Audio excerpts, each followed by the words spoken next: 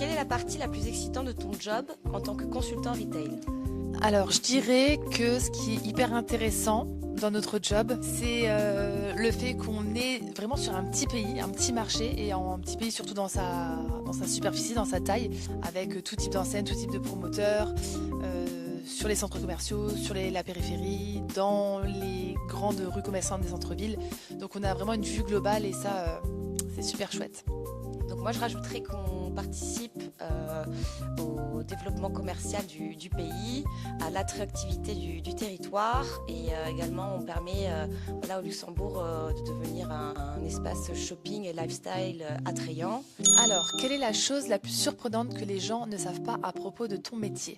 Notre métier, on est surtout sur un suivi de l'expérience client. On analyse le comportement consommateur. Je dirais aussi de l'autre côté qu'on a une position transversale, donc on travaille avec que ce soit un promoteur, un privé, des investisseurs, les marques et c'est super dynamique comme métier.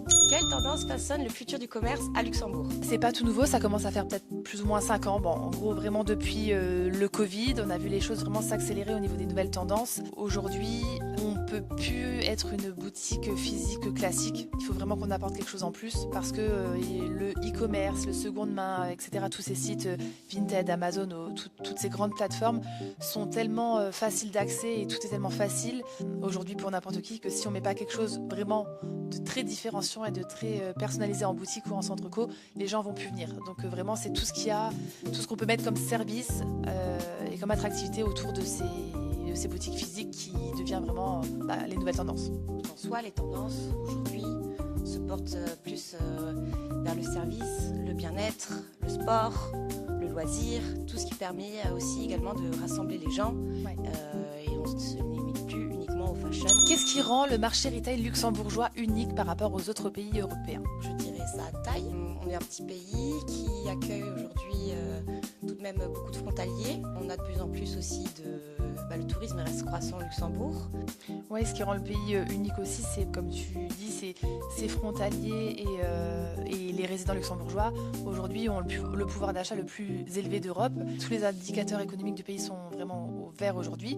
On a l'impression que ça peut être très facile de faire venir une enseigne chez nous grâce à tout ça, mais comme tu disais, la taille du pays, ça a aussi ses inconvénients. On a aujourd'hui certaines enseignes qui nous disent que ça va être compliqué de venir à Luxembourg parce que même si le pays est ouvert partout, il est trop petit pour y installer qu'un seul point de vente et donc ça a trop de coûts par rapport au retour que ça pourrait avoir. Quelle est la demande la plus inattendue que vous ayez reçue d'un client? Un jour, j'ai un propriétaire privé de centre-ville sur un bel immeuble du centre-ville avec un beau local commercial et on était en discussion avec une enseigne française de chaussures pour hommes haut de gamme. On était vraiment très loin dans les démarches et le propriétaire a absolument voulu qu'on insère une clause, carrément une clause dans le bail, comme quoi il aurait le droit de venir dans le magasin 2-3 fois dans l'année, choisir une paire de chaussures et gratuitement quoi. Je sais pas si c'était une blague, mais non, c'était vraiment pas une blague, il était hyper sérieux. Je lui ai dit mais par contre ça, on peut pas mettre ça dans un contrat de bail, c'est juste pas possible. À la limite on se rencontre entre nous et puis on en discute, mais bon finalement le deal s'est pas fait, mais pas à cause de cette clause de chaussures. Comment aidez-vous un client à se décider entre high street, retail park et centre commercial? Les enseignes ont déjà des concepts adaptés à leur future localisation. Pour la même activité, elles peuvent avoir un format retail park et un format high street et centre co ou vice versa. Et donc c'est pas vraiment nous qui décidons. Pour elles sont déjà opérationnelles à ce niveau-là. Si elles ont bien un service immobilier adapté ou elles ont déjà leur concept un peu prédéfini. Et nous on va plutôt les orienter sur quel retail park, quel centre co, quelle rue qui est plutôt adaptée à ce qu'elles font. Quelle est votre adresse shopping préférée, tant au niveau personnel que professionnel? Niveau pro et perso, je dirais que c'est la même chose. J'aime bien le centre-ville. Moi, parce que j'aime bien me balader en extérieur. Donc, j'aime bien aller regarder les vitrines. J'aime bien le décor un peu aussi, l'architecture historique des bâtiments de centre-ville. Je trouve que c'est sympa. Puis, c'est toujours animé. Il y a toujours un bar, un resto, un event sur une place. Point de vue professionnel, je dirais également le centre-ville. Tout particulièrement le matin. parce qu'on voit que voilà, la ville se réveille, ça commence à être dynamique, c'est un peu plus tranquille au début, et puis on n'a pas forcément l'occasion d'aller au centre-ville le matin. Et niveau personnel, je dirais le City Concorde. Je trouve que c'est intéressant parce qu'il y a des enseignes multimarques, il y a le Grand Bram, il y a les autres petites enseignes, le X, le Fashion Que t'as Club, pas ailleurs, quoi. que t'as pas ailleurs. Et puis t'as le magasin de chaussures aussi, Hervé Chaussures, qui est réputé. Et donc si jamais t'as besoin d'une petite robe et des petites chaussures pour sortir le soir même, tu sais que si tu vas là-bas, tu vas trouver quelque chose. Mais j'aime bien aussi le centre-ville, forcément. Un samedi au centre-ville, ça reste un samedi au centre-ville. Décris ton métier en 3 emojis. Alors, je dirais les shopping bags, d'abord, pour lié au retail. En deuxième emoji, je dirais des baskets, parce qu'on marche beaucoup.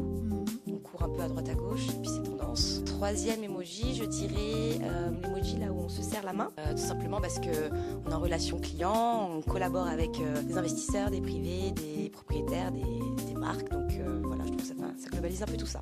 Je sais pas si j'ai quelque chose à ajouter. Peut-être un emoji avec une assiette ou des couverts. Parce que ce qui est important pour nous, c'est aussi d'être avec des gens, de manger, de boire des verres avec eux, de discuter pour notre réseau, etc.